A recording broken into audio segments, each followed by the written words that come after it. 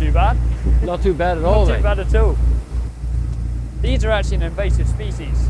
Those little things. Yeah, these are sucker limpets. What are they? They're succulent. They eat the algae off the scallop shell. And they're no good, are they? Well, they're not destructive per se, but they're not generally naturally occurring. What can happen with these, like on the inside, there's a reef where there's literally shoehorns of these sucker limpets. You must have like 20, 30, like a shoehorn around each other.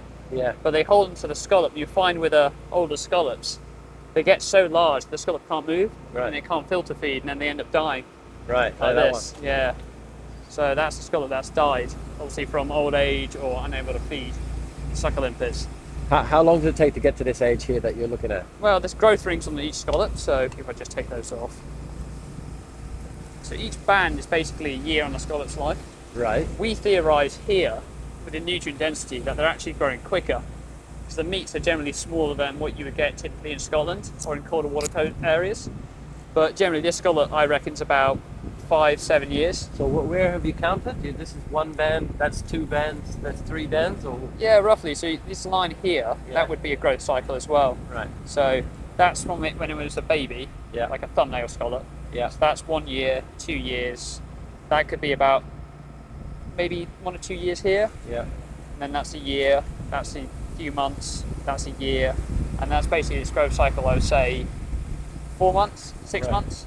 They're very quickly growing here. Yeah. There's something about this area, it affects the scallop cycle differently. Yeah. Like if I showed you a scallop from the inshore, completely different.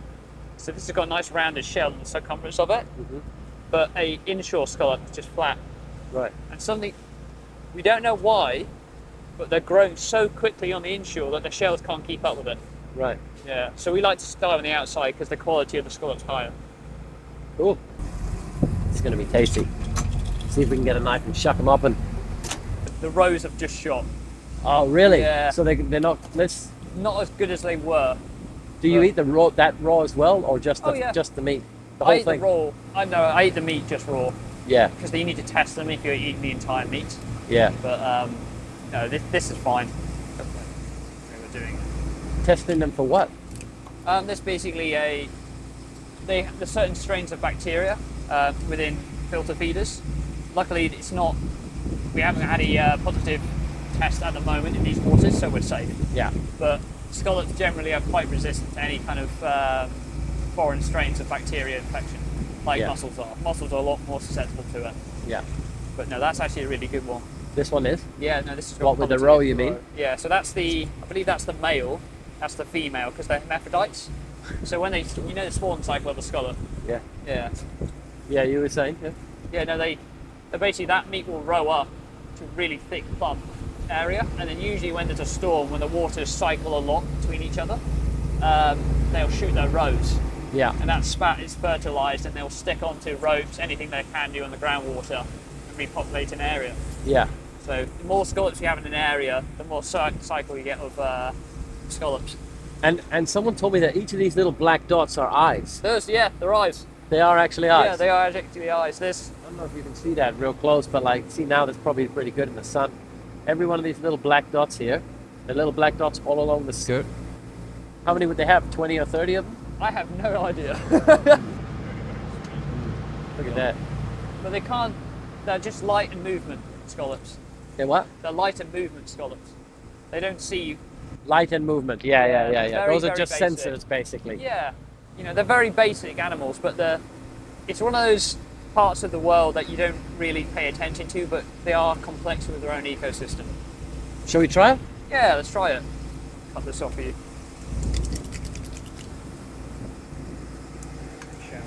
So take that off, you don't really want to eat that. Yeah. And then the row here, that's where their filtration. So that sediment you're seeing, that's what scallops produce Yeah. as well. So they're filter feeders. And I'll just take that off. Take that mussel off.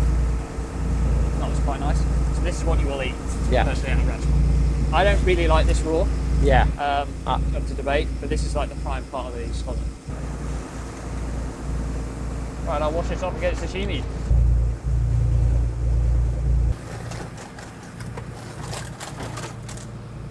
Sweet, isn't it? It's very, very sweet. Magnificent. magnificent. You want to try? Very sweet. Oh my god, that's incredible.